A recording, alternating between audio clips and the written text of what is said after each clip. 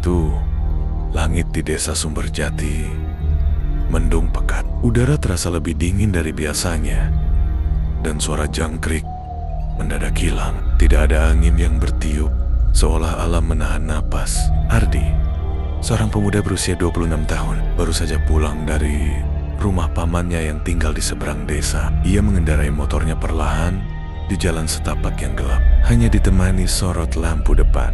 Desa Sumberjati memang terpencil, dikelilingi hutan dan rawa yang katanya sudah ada sejak zaman nenek moyang. Ketika melewati pemakaman tua di tepi desa, Ardi merasa ada sesuatu yang janggal. Suara burung hantu terdengar dari kejauhan, disusul dengan bunyi gemerisik di antara pohon beringin yang menjulang tinggi. Perasaan gelisah menjalar dalam dirinya. Tiba-tiba, dari arah langit terdengar suara gemuruh lemah, seperti sesuatu yang berat sedang bergerak. Ardi menengadah, matanya membelalak. Sebuah keranda kayu berwarna hitam melayang di udara, bergerak perlahan di atas pemakaman. Tidak ada tali yang menggantung, tidak ada tangan yang menopang. Keranda itu melayang begitu saja, seperti dikendalikan oleh sesuatu yang tak terlihat. Ardi menahan napas. Ia ingin lari, ingin berteriak, tapi tubuhnya kaku. Keringat dingin mengalir di pelipisnya. Ia pernah mendengar cerita dari kakeknya. Betul, terbang adalah pertanda kematian. Jika seseorang melihatnya, maka dalam hitungan hari, nyawa akan melayang. Tiba-tiba, keranda itu berhenti di udara, tepat di atasnya. Jantung Ardi berdegup kencang. Ia melihat bayangan hitam di dalam keranda, tapi tidak bisa memastikan apa itu. Keranda itu jatuh ke tanah dengan suara menggelegar. Tanah di sekitarnya bergetar, seolah sesuatu terkubur di bawahnya mencoba keluar. Ardi tidak berpikir panjang. Dengan tangan gemetar, ia menyalakan motor dan tancap gas. Sepanjang perjalanan, pikirannya berkecamuk. Apakah yang barusan ia lihat nyata, ataukah ini hanya ilusi? Tapi perasaan mencekam yang ia rasakan terlalu nyata untuk diabaikan. Saat akhirnya sampai di rumah, Ardi langsung mengunci pintu dan menarik napas panjang. Namun, saat ia berbalik, ada sesuatu di depan pintu rumahnya. Sebuah keranda hitam kecil, lebih kecil dari yang ia lihat di pemakaman, diletakkan di depan pintu rumahnya. Tidak ada yang tahu siapa yang menaruhnya. Dari dalam rumah, terdengar suara ibunya yang memanggil dengan nada cemas. Ardi, pamanmu barusan meninggal. Ardi merasakan darahnya membeku. Keranda terbang itu, apakah pertanda kematian itu benar-benar nyata? Ardi masih berdiri terpaku di depan pintu rumahnya. Napasnya memburu, dadanya naik turun tak terkendali. Di hadapannya, keranda hitam kecil itu tergeletak di lantai, seperti baru saja ditaruh seseorang. Namun, jalanan desa sepi, tidak ada jejak siapapun. Dari dalam rumah, suara ibunya masih terdengar, menggema di telinganya. Pamanmu barusan meninggal. Jantung Ardi seperti diremas. Ia masih ingat jelas keranda terbang yang ia lihat di pemakaman. Sekarang, tanpa alasan yang jelas, sebuah keranda kecil muncul di depan rumahnya bersamaan dengan berita kematian pamannya. Dengan tangan gemetar, ia mencoba menggapai pintu, ingin masuk ke dalam rumah, mencari perlindungan di balik kehangatan keluarganya. Namun, ketika jemarinya hampir menyentuh pegangan, pintu keranda kecil itu bergerak sendiri, perlahan, mengerikan, seolah ada sesuatu di dalamnya. Ardi mundur dengan napas tersengal, bulir keringat dingin membasahi pelipisnya. Lalu, terdengar suara berbisik dari dalam keranda. Suara yang serak, seperti milik seseorang yang sekarat. Ardi, ia tidak bisa lagi menahan teriakannya. IBU, pintu terbuka mendadak. Ibunya, seorang wanita paruh baya dengan wajah cemas, berdiri di ambang pintu. Ada apa, Deh? Ada apa, Deh? Kenapa kamu teriak? Matanya jatuh pada keranda kecil itu. Seketika, wajahnya pucat pasi. Ya, tanpa berkata apa-apa, ibunya menarik Ardi masuk ke dalam rumah dan membanting pintu. Kamu lihat apa malam ini? Tanyanya dengan suara bergetar. Ardi masih terengah-engah, namun ia tahu tidak bisa menyembunyikan apa yang terjadi. Aku melihatnya, Bu. Keranda itu melayang di atas pemakaman. Seketika ibunya menutup mulutnya dengan tangan, matanya mulai basah. Ya, kenapa harus kamu? Ardi semakin bingung.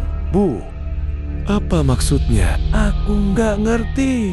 Dengan suara gemetar, ibunya menjelaskan, dulu kakekmu juga pernah melihat keranda itu, dan 3 hari setelahnya dia meninggal. Ardi merasakan darahnya membeku. 3 hari. Ibunya mengangguk lemah. Itu bukan sekadar cerita rakyat, itu adalah kutukan. Siapapun yang melihat keranda terbang, umurnya sudah dihitung mundur. Ruangan mendadak terasa lebih dingin. Ardi merasa kakinya lemas. Kutukan, kematian, semua terasa seperti mimpi buruk yang nyata. Tiba-tiba, dari luar rumah, brak, brak, brak. Seseorang atau sesuatu memukul-mukul pintu rumah dengan keras. Dan suara serak itu kembali terdengar. Ardi. Pintu rumah Ardi terus digedor dengan keras. Suaranya menggema di dalam rumah, membuat suasana semakin mencekam. Ibunya menggenggam tangan Ardi erat. Tubuhnya gemetar. Jangan buka pintunya, Di. Apapun yang terjadi, jangan buka. Ardi menelan ludah. Keringat dingin membasahi lehernya. Dari balik pintu, suara serak itu kembali terdengar. Ardi, suara itu seperti bisikan yang merayap masuk ke telinga. Dingin dan menakutkan. Jantung Ardi berdetak semakin cepat. Ia mencoba berpikir logis. Mungkin ini hanya ulah seseorang yang sedang mempermainkannya. Tapi siapa yang tahu namanya? Ketukan di pintu semakin keras. Ibunya meraih sebilah pisau dapur yang terselip di meja. Tatapan wanita itu penuh ketakutan. Ambil garam di dapur. Cepat, tanpa banyak bertanya, Ardi berlari ke dapur dan mengambil sekantong garam. Tangannya gemetar saat menyerahkannya pada ibunya. Dengan cepat, ibunya menaburkan garam di depan pintu sambil membaca doa pelan. Hening. Tiba-tiba, ketukan itu berhenti. Tidak ada suara. Tidak ada pergerakan. Hanya keheningan yang semakin menusuk. Ardi menahan napas. Apakah sesuatu itu sudah pergi? Dengan langkah perlahan, ia mendekati jendela, mencoba mengintip keluar. Tapi begitu ia melihat ke pekarangan, keranda kecil itu sudah menghilang. Matanya membelalak. Bu, kerandanya hilang. Ibunya terkejut. Tapi sebelum ia bisa berkata apa-apa, lampu rumah tiba-tiba padam. Rumah menjadi gelap gulita. Satu-satunya sumber cahaya hanyalah lilin di meja makan yang berkedip lemah. Lalu terdengar suara lain dari luar rumah. Suara langkah kaki pelan menyeret. Dan kali ini bukan hanya satu suara. Ibunya mencengkeram lengan Ardi erat. Ada lebih dari satu. Ardi menahan napas. Dari balik dinding kayu rumah terdengar suara-suara aneh, seperti banyak orang berbisik dalam bahasa yang tidak mereka mengerti. Suara itu semakin keras, semakin dekat. Lalu terdengar sesuatu yang lebih menakutkan. Suara paku yang menggores kayu dari luar jendela. Srek, srek, shrek.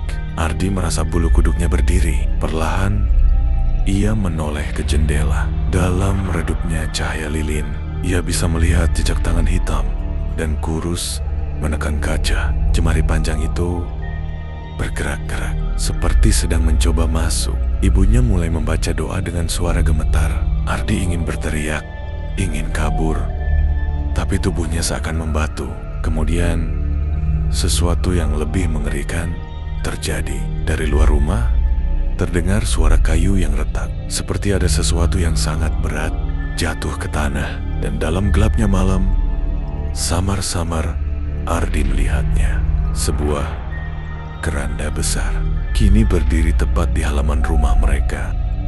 Keranda besar itu berdiri tegak di halaman rumah. Hitam pekat seperti menelan cahaya di sekitarnya. Kabut tipis menyelimutinya, berputar perlahan seolah ada sesuatu di dalamnya yang bernapas. Ardi menelan ludah, dadanya naik turun, berusaha mengatur napas. "Bu, kita harus keluar dari sini," bisiknya dengan suara gemetar. Ibunya tetap membaca doa dengan mata tertutup, wajahnya pucat pasi. Tangannya menggenggam pisau dapur erat-erat. Tapi sebelum mereka sempat bergerak, keranda itu mulai bergetar. Krek, krek, suara kayu tua yang meregang. Kemudian tutupnya terbuka sedikit. Ardi ingin berlari, ingin menjerit, tapi kakinya terasa seperti tertanam ke lantai. Di dalam kegelapan keranda yang sedikit terbuka itu, ada sesuatu yang bergerak. Sesuatu yang hidup. Tok, tok. Tiba-tiba, suara ketukan kembali terdengar.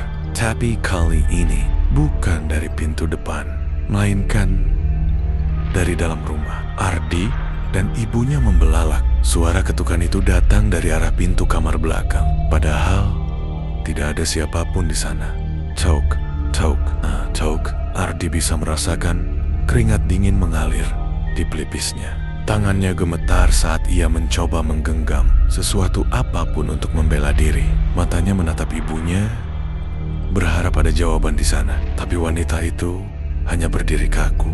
Bibirnya bergerak tanpa suara, seperti mencoba mengatakan sesuatu yang tidak bisa ia ucapkan. Lalu, gagang pintu kamar mulai berputar pelan. Crack. Pintunya terbuka sedikit. Tidak ada angin, tidak ada orang di sana. Hanya kegelapan pekat. Dan dari dalam ruangan itu, samar-samar terdengar suara napas berat dan pelan.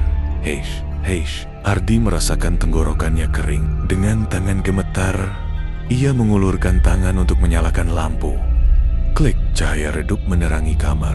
Tidak ada siapa-siapa, tapi sesuatu berubah. Tempat tidurnya berantakan, seolah seseorang baru saja tidur di sana. Bantalnya turun ke lantai, spray kusat, dan yang paling menakutkan, ada bekas jejak kaki basah di lantai kayu, mengarah ke tempatnya berdiri. Suara ibunya parau. Ibunya menatap ke lantai, ke arah jejak kaki basah yang bukan milik mereka. Dan perlahan, dari luar rumah terdengar suara menyeret, seperti sesuatu yang berat sedang didorong. Keranda itu bergerak mendekati rumah mereka. Keranda besar itu semakin dekat. Ardi dan ibunya bisa mendengar suara kayu yang menyeret tanah, seolah ada tangan tak terlihat yang mendorongnya menuju rumah mereka. Serak, serak, shrek. Dari dalam rumah, jejak kaki basah di lantai semakin banyak, seperti sesuatu yang tak terlihat berjalan mondar-mandir di sekitar mereka. "Bu, kita harus keluar dari sini," bisik Ardi dengan suara tercekat. Tapi sebelum ibunya sempat merespons, keranda itu tiba berhenti. Hening. Tidak ada suara, tidak ada gerakan, hanya ketegangan yang menggantung di udara. Perlahan, dengan tangan gemetar, Ardi mengintip melalui celah jendela. Keranda itu berdiri tepat di halaman, diam tak bergerak. Tapi kali ini, tutupnya sedikit lebih terbuka, dan dari dalamnya terdengar sesuatu. Dan Ardi membek. Itu suara seorang lelaki, serak, penuh rasa sakit. Seseorang ada di dalam keranda itu. "Tolong aku." Dingin. Napas Ardi tercekat di tenggorokan. Siapa yang berbicara? Ibunya langsung menarik tangannya, menjauh dari jendela. "Jangan dengarkan," bisiknya keras. "Tolong, aku takut." Suara itu semakin lemah, hampir seperti tangisan. Ardi merasakan sesuatu di dalam dirinya bergetar. Bagaimana jika benar ada seseorang yang dikubur hidup-hidup? Bagaimana jika ini bukan makhluk gaib, melainkan manusia yang butuh bantuan? Tapi sebelum ia bisa berpikir lebih jauh, tutup keranda itu bergetar. Krek, krek, krek. Ardi mundur ketakutan. Ibunya menahan napas. Lilin di meja makan bergetar hebat. Apinya meredup seperti tertiup angin yang tidak terlihat. Kemudian, tutup keranda itu terbuka perlahan. Ardi ingin berlari, ingin menutup matanya, tapi ia tak bisa. Matanya tetap terpaku pada celah menganga itu. Lalu ia melihatnya. Sebuah tangan kurus dan pucat mencuat keluar. Jari-jari panjang dan hitam seperti arang. Kuku-kukunya retak dan berdarah. Makhluk itu mulai keluar dari keranda. Ibunya menjerit tertahan. Ardi mundur dengan napas tersengal. Sosok itu merangkak keluar perlahan. Tubuhnya penuh luka. Wajahnya tertutup kain kafan yang robek. Dan saat ia berdiri tegak, Ardi akhirnya melihat wajahnya. Dan itu adalah wajah pamannya yang baru saja meninggal. Ardi hampir tak bisa bernapas. Sosok itu berdiri di depan keranda. Tubuhnya ringkih, wajahnya pucat dengan bekas kain kafan yang masih menempel di kulitnya. Tapi Ardi mengenalinya. Paman Darto? Sosok itu menoleh. Gerakannya lambat, kaku seperti tulang-tulangnya sudah lama tak digunakan. Lalu, dari bibirnya yang membiru, terdengar suara serak yang menembus kesunyian malam. Ardi, tolong aku. Ibunya langsung menarik Ardi ke belakang. Itu bukan pamanmu. Itu bukan manusia lagi. Suaranya penuh ketakutan. Tapi Ardi tidak bisa bergerak. Matanya terpaku pada sosok yang seharusnya sudah dikubur itu. Paman Darto adalah saudara kandung ibunya. Ia meninggal 3 hari lalu karena sakit misterius.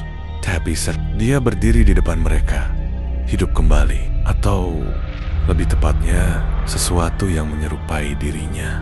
Tolong aku. Dingin. Suara Paman Darto semakin menyayat hati. Tubuhnya bergetar seperti menahan kesakitan. Lalu tiba-tiba ia berjalan. Tidak, bukan berjalan. Ia menyeret kakinya. Serak. Tanah basah dari makam masih melekat di telapak kakinya yang telanjang. Jejak yang ia tinggalkan berwarna hitam, seolah setiap langkahnya membawa sesuatu dari dunia lain. Ibu, dia butuh bantuan. Suara Ardi lirih, setengah yakin, setengah takut. Jangan bicara dengannya, jangan lihat matanya. Ibunya menjerit tertahan, lalu segera menyambar segenggam garam dan menaburkannya ke depan pintu. Paman Darto langsung mundur. Dari kulitnya yang terkena garam, muncul asap tipis, seperti terbakar. Ia mengerang. Suaranya semakin mengerikan, seperti suara 2 orang yang berbicara bersamaan. Bukan hanya suara Paman Darto. Ada suara lain di dalamnya. Suaranya berubah menjadi lebih dalam, lebih mengancam. Aku sudah dipanggil dan aku akan kembali. Lalu, sesuatu yang lebih mengerikan terjadi. Tubuh Paman Darto mulai berubah. Kulitnya mengelupas sedikit demi sedikit. Kukunya memanjang. Matanya yang awalnya putih berubah menjadi hitam legam. Wajahnya semakin tirus dengan rahang yang seolah membesar. Itu bukan lagi manusia. Dan saat Ardi menyadarinya, makhluk itu sudah berlari ke arah mereka. Ibunya menjerit. Ardi terpaku di tempatnya. Pintu rumah terbanting sendiri. Angin dingin berputar di dalam rumah. Lilin di meja makan padam seketika. Dan tiba-tiba, semuanya menjadi gelap. Ardi tidak bisa melihat apa-apa. Ia bisa merasakan tubuhnya gemetar. Jantungnya berdetak cepat. Angin dingin berputar di dalam rumah, membuat kulitnya merinding. Suara ibunya tak terdengar. Hanya ada desiran napas kasar dari sesuatu yang berdiri di dekatnya. Heishi. Ardi menahan napas. Bau tanah basah dan darah bercampur di udara. Ia tahu makhluk itu masih ada di sini. Lalu sebuah tangan kasar menyentuh bahunya. Ardi langsung menjerit dan mundur. Tubuhnya terbentur meja di belakangnya. Saat itu juga, lilin-lilin yang sebelumnya padam tiba-tiba menyala kembali. Cahaya redup menerangi kengerian di depan matanya. Makhluk itu masih berdiri di sana, tapi kini sudah berubah sepenuhnya. Kulitnya hitam legam seperti terbakar. Matanya hanya rongga kosong yang memancarkan cahaya merah redup. Giginya runcing. Bibirnya menyeringai dengan cara yang tak seharusnya bisa dilakukan manusia. Tapi yang paling mengerikan adalah suara yang keluar dari mulutnya. Ardi, tolong aku. Itu masih suara Paman Darto. Walaupun tubuhnya sudah berubah menjadi monster, Suaranya tetap memilukan, seolah-olah jiwa Paman Ardi masih terperangkap di dalam sana. Ardi ingin lari, tapi sesuatu dalam dirinya berkata, "Paman masih bisa diselamatkan." "Kau bukan Paman Darto." Suara ibunya tiba-tiba menggema di ruangan. Ardi menoleh. Ibunya berdiri di dekat dapur, menggenggam sesuatu di tangannya, sebuah botol kecil berisi air putih, air yang sudah didoakan. Makhluk itu langsung menoleh ke arah Ibu Ardi. Dari mulutnya keluar suara geraman rendah, marah. "Kembalilah ke tempatmu," teriak Ibu Ardi sambil melemparkan air itu ke arah makhluk tersebut. Zizi. TTT. Makhluk itu menjerit kesakitan. Dari kulitnya yang terkena air, asap putih mengepul seperti daging yang terbakar. Ia meronta, cakarnya menggaruk lantai. Suaranya berubah-ubah antara raungan monster dan jeritan manusia yang meminta tolong. Arguk. Lalu tiba-tiba keranda itu bergerak sendiri. Tutupnya terbuka lebar. Ada kekuatan yang menarik makhluk itu kembali ke dalamnya. Makhluk itu meronta, cakarnya berusaha mencengkeram lantai, tapi kekuatan tak terlihat menariknya semakin kuat. Sebelum tubuhnya masuk sepenuhnya, Ardi melihat sekilas mata makhluk itu yang kembali normal. Mata Paman Darto yang penuh ketakutan. Suara terakhirnya terdengar sebelum tubuhnya lenyap ke dalam keranda. PRUKK. Tutup keranda tertutup sendiri. Angin berhenti. Semuanya kembali sunyi. Ardi terduduk di lantai. Tubuhnya lemas. Ibunya masih berdiri dengan botol kosong di tangannya. Napasnya tersengal. Mereka berdua saling menatap. Apa yang baru saja terjadi? Kediaman keluarga Ardi kembali sunyi. Keranda yang tadi bergerak sendiri kini diam tak bergeming di tengah ruangan. Udara dingin masih menyelimuti rumah, tapi setidaknya untuk sementara makhluk itu telah menghilang. Ardi masih terduduk di lantai. Tubuhnya gemetar. Apa yang baru saja terjadi? Paman Darto yang seharusnya sudah meninggal bangkit kembali dalam bentuk mengerikan, lalu ditarik kembali ke dalam keranda, seolah ada kekuatan yang lebih besar memerintahkannya. Ibunya masih memegang botol kosong yang tadi berisi air doa. Napasnya tersengal, keringat dingin membasahi wajahnya. "Ibu?"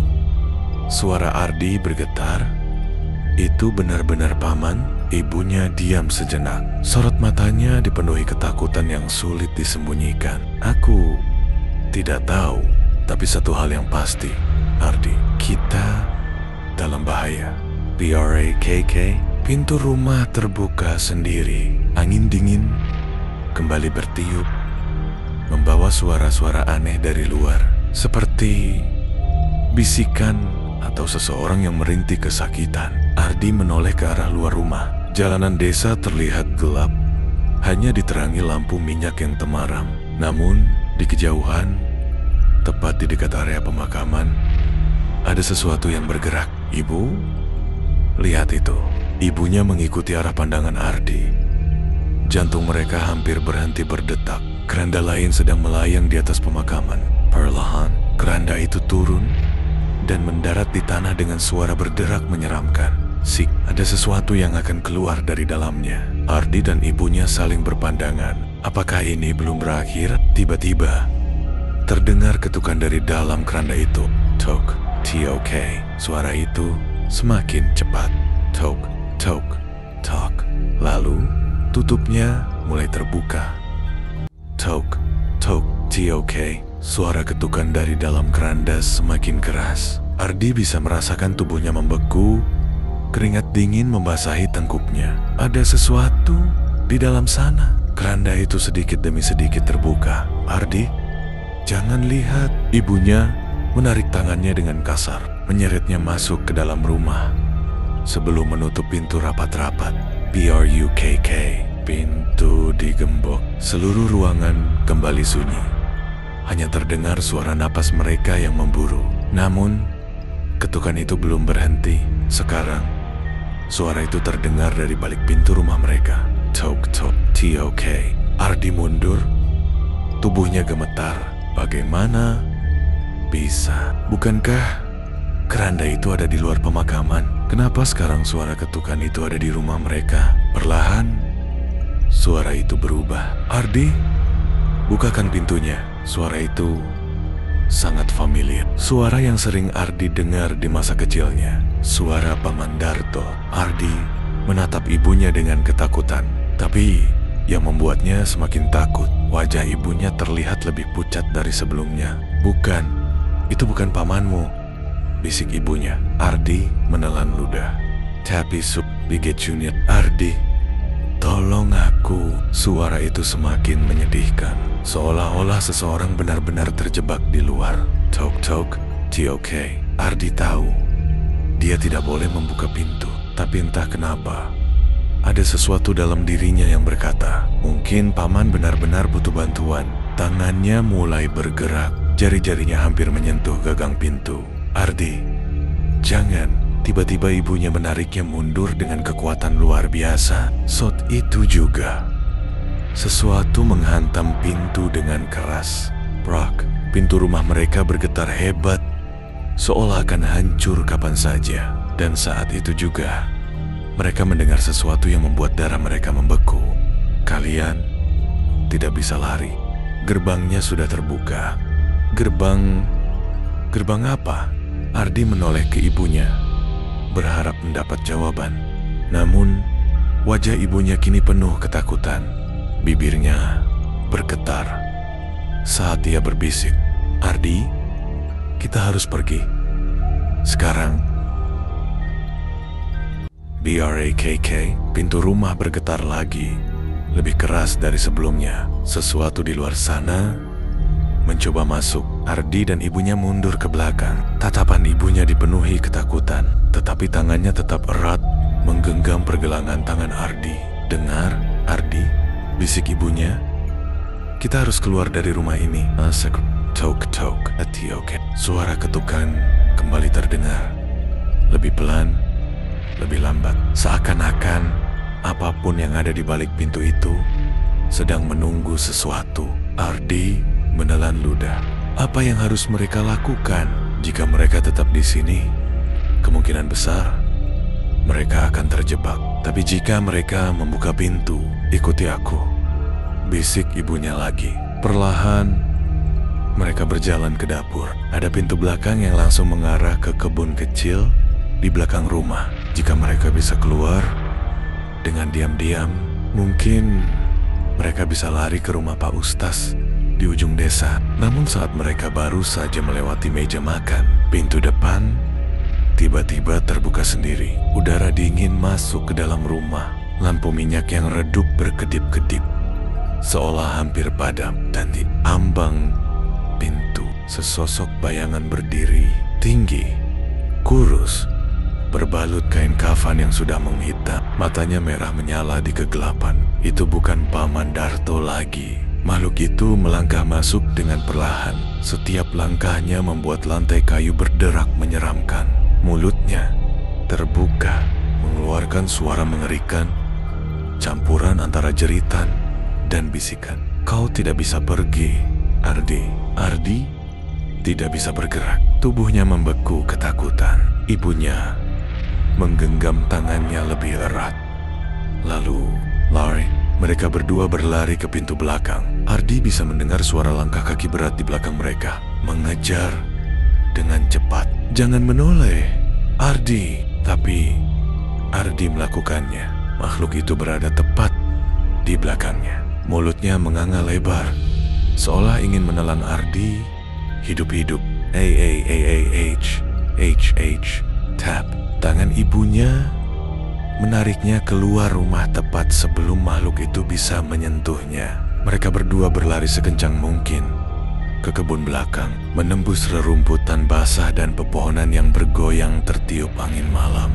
Tapi saat mereka hampir sampai di pagar belakang, mereka melihat sesuatu yang membuat mereka berhenti. Di depan mereka, di tanah yang gelap dan basah, ada lebih banyak keranda Bukan satu, bukan dua, tapi semua tertutup rapat. Kecuali satu yang sudah sedikit terbuka. Dan dari dalamnya ada tangan yang mulai keluar. Ardi dan ibunya berdiri membeku. Di hadapan mereka, puluhan keranda berjejer di tanah. Seolah menanti saatnya untuk terbuka. Tapi yang paling mengerikan adalah salah satu keranda di tengah sudah sedikit terbuka. Sebuah tangan kurus dengan kulit mengelupas mulai keluar dari dalamnya. Ardi menahan napas, matanya membelalak. Apakah ini mimpi buruk? Ibu, bisiknya gemetar. Kita harus lari. Ibunya tak menjawab. Matanya terpaku pada keranda-keranda lain yang mulai berguncang. Bunyi kayu berderak memenuhi udara malam.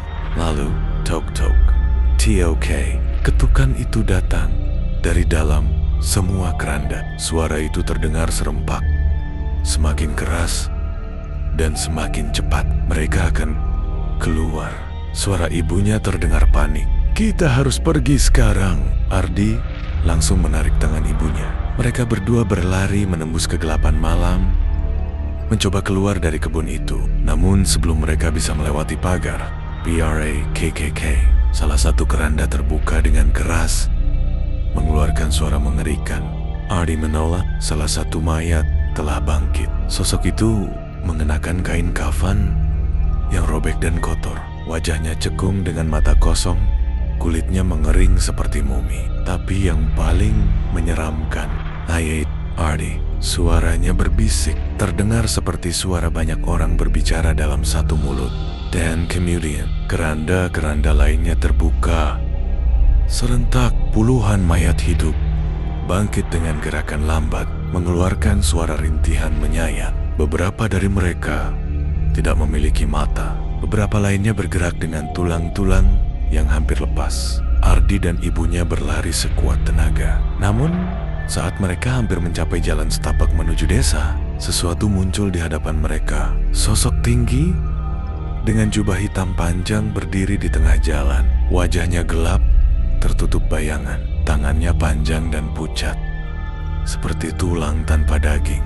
Dan di belakangnya, sebuah keranda melayang di udara. Gerbang sudah terbuka. Suara sosok itu menggema. Tak ada lagi jalan kembali.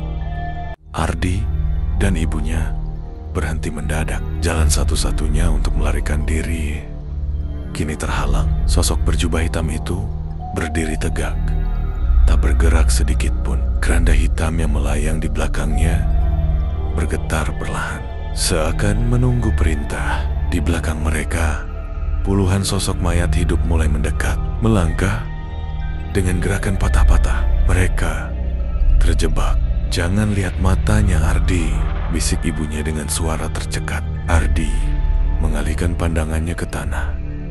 Napasnya memburu, tapi dari sudut matanya, ia bisa melihat bayangan sosok berjubah itu memanjang, merayap di tanah seperti makhluk hidup. Lalu, suara dalam yang menggema terdengar dari sosok tersebut. Gerbang telah terbuka. Kalian tak bisa lari. Mendadak, keranda hitam yang melayang itu terbuka perlahan. Ardi merasakan tubuhnya gemetar. Apa yang ada di dalamnya? Namun sebelum ia bisa melihat dengan jelas, ibunya menarik tangannya. Kita harus lari. Sekarang, ibunya meraih sebatang ranting besar di tanah, lalu melemparkannya ke arah sosok berjubah itu. Brock, saat ranting itu mengenai tanah di depan sosok tersebut, sesuatu yang mengejutkan terjadi. Bayangan sosok itu bergetar hebat, lalu menyusut seketika. Cahaya? Mereka takut cahaya, seru ibunya. Ardi menyadari bahwa ujung desa masih memiliki beberapa lampu minyak yang menyala samar-samar. Tanpa pikir panjang, mereka berdua berlari menuju arah cahaya itu. Namun, di belakang mereka, makhluk-makhluk mayat hidup mulai berteriak dengan suara mengerikan. Jangan biarkan mereka pergi. Tuar, tanah di sekitar mereka bergetar. Tiba-tiba, keranda hitam yang melayang di udara mulai bergerak cepat, meluncur ke arah Ardi dan ibunya. Ardi hampir terjatuh. Ibunya menariknya lebih kencang. Berlari sekuat tenaga, mereka hampir sampai di gerbang desa. Hanya beberapa langkah lagi. Tapi kemudian, sesuatu mencengkeram kaki Ardi. Ia menjerit. Tubuhnya terseret ke belakang. Tangan pucat dari salah satu mayat hidup menggenggam pergelangan kakinya dengan erat. Tidak, ibunya berbalik, mencoba menarik Ardi. Namun, tangan-tangan lain mulai keluar dari tanah, mencoba meraih mereka berdua. Ardi meronta sekuat tenaga. Tapi cengkeraman itu semakin kuat. Di kejauhan, suara azan subuh mulai berkumandang dari surau desa. Dan saat itu juga, semua makhluk itu berhenti bergerak, termasuk sosok berjubah hitam. Dan perlahan-lahan, mereka mulai menghilang.